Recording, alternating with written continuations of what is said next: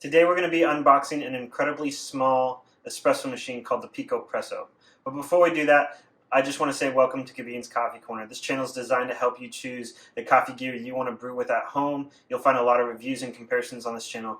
If you would love to help me out, I'd ask that you please like and subscribe that video. That helps me produce more content and push it out to more people. Also, if you're looking at purchasing this, please use the link below where I'll make a slight commission at no extra charge to you. And lastly, if you would really like to support me as a YouTuber, please consider funding me on Patreon. You can find all the descriptions for this stuff below. Let's go ahead and dive into it. So I ordered this Picopresso off of Amazon, and I did this in order to find something that's a little bit smaller than the Flare to travel with.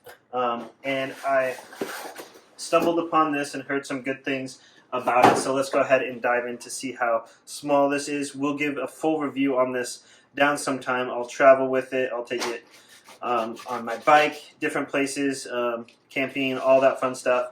And then I'm also going to compare the quality with this versus the standard Flare, the Flare Classic at $159. So this is currently, when I bought it, was $129.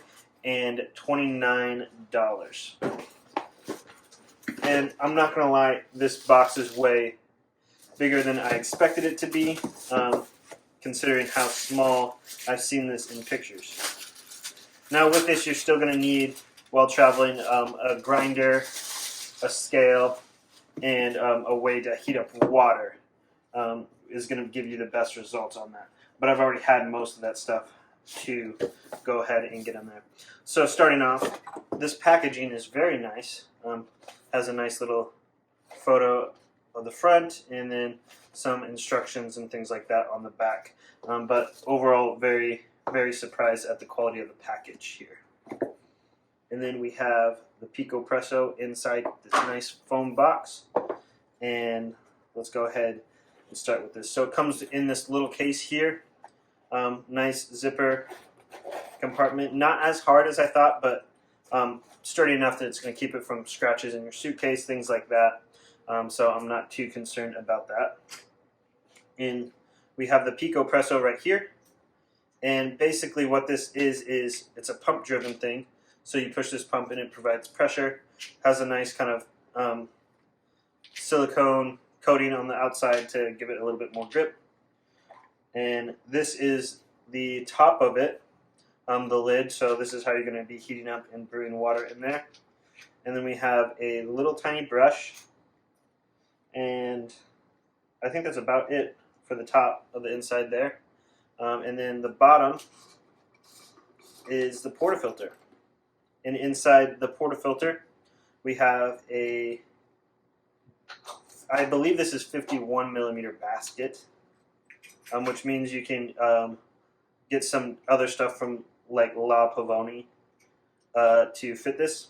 So we got the, I'm assuming the dispersion screen right here, a little scoop that I never foresee myself ever using, 53 millimeter basket, and the bottom portion here.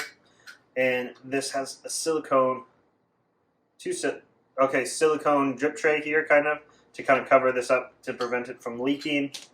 And then we have another silicone piece that I'm not entirely sure how you get out, just push from the inside.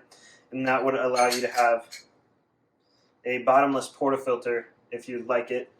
And then we also have a 53 millimeter tamper that should be self-leveling. Okay, it is not self-leveling, but it does fit pretty flushly in there. Very nice tamper for a travel espresso machine. And then we have this little funnel that sits on top to make dosing a little easier. It doesn't go out as much as I expected it to, so I'll see if that's a problem down the road. And then we have a WDT needle, which allows to break up clumping for the grounds.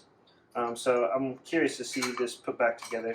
Overall, so far, this feels incredibly high quality for, I guess, what I expected it to be. I didn't have high expectations since it was $130, and that seems pretty reasonable to me, at least. The tamper fits in there. If I put it together the right way.